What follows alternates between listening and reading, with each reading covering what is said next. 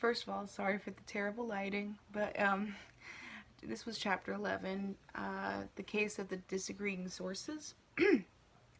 So, what this case was about was there was a student journalist who had to write a story about a swimming class that was offered to second graders in an inner city school system to teach them how to swim.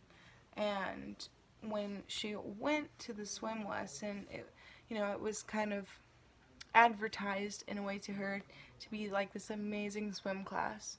Well, she had already had swim lessons before and had a background in swimming.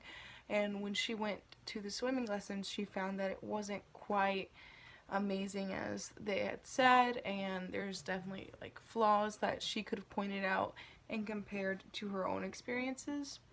But she had a very thorough research process, so she asked her editor about would it be good to include her own thoughts or not. And then also she found a good amount of sources. She talked to plenty of people who had their own thoughts and opinions, and at the end of the day, she left her own um, thoughts and opinions to herself out of the story. She gathered enough information to make a full rounded story that didn't cause any harm to anybody.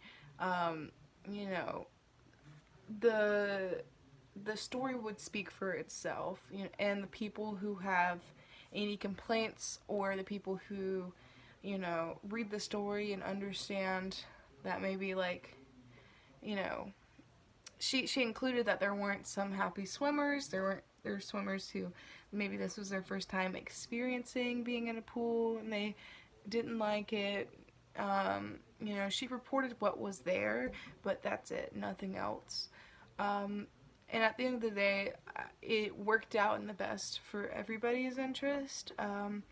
And she actually used the test of a publicity by Bach in order to decide what was right for her to report.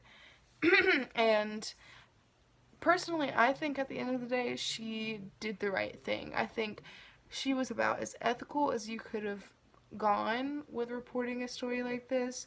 Um, I don't think it's ethical in most cases to include your own personal facts and opinions, especially if it's going to do harm to somebody where you don't have to create that harm. Like, she could have put in something that was negative, and she could have burned a bridge with this school system, or the teacher and who's teaching the class. She could have burned a lot of bridges. At the end of the day, she didn't, and the public's opinion on her story was really what was going to matter in the end.